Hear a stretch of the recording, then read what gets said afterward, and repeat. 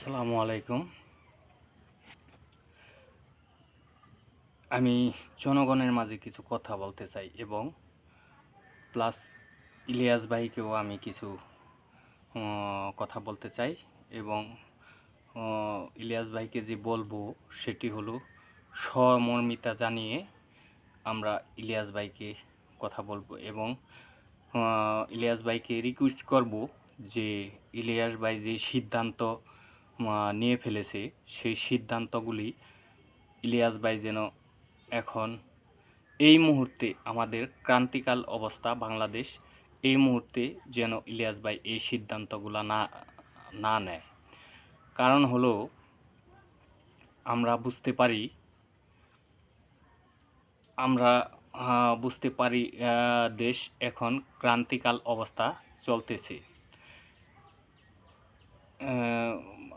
সে বলল যে এখন আর আমরা এত বড় একটা সিদ্ধান্ত নেব না যে বাংলাদেশকে দেখার দায়িত্ব।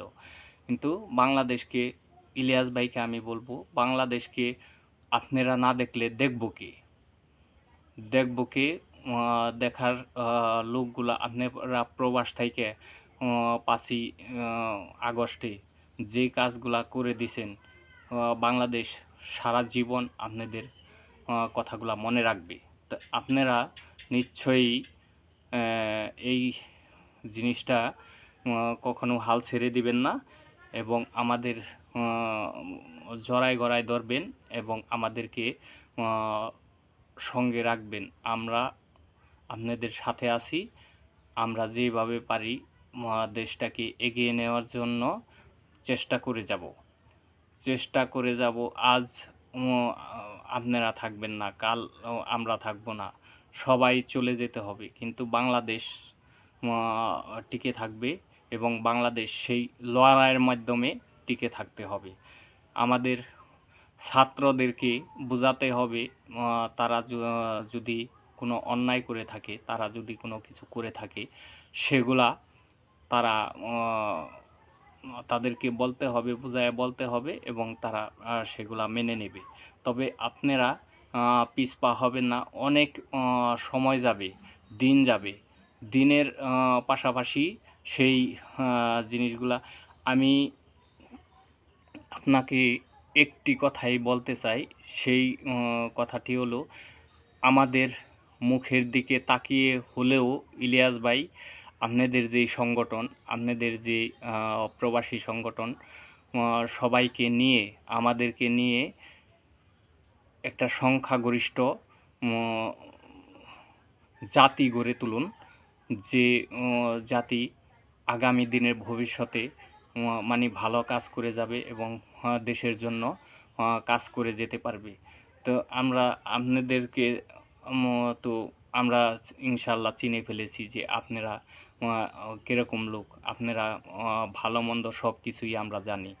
এখন আপনারা যে দেশের এই যুদ্ধের সময় আপনারা যে অ্যাক্টিভ ছিলেন, সেটাই তো আমাদের বড় পাওয়া। আর তো কিছু আমাদের প্রয়োজন নাই, আমাদের আর কিছু লাগে না। তো ইলিয়াস ভাই, আপনি যেই কথাটুক বলছেন সেই কথাটুক আমরা ভিডিও ফুটেজের মাধ্যমে আমরা দেখাচ্ছি।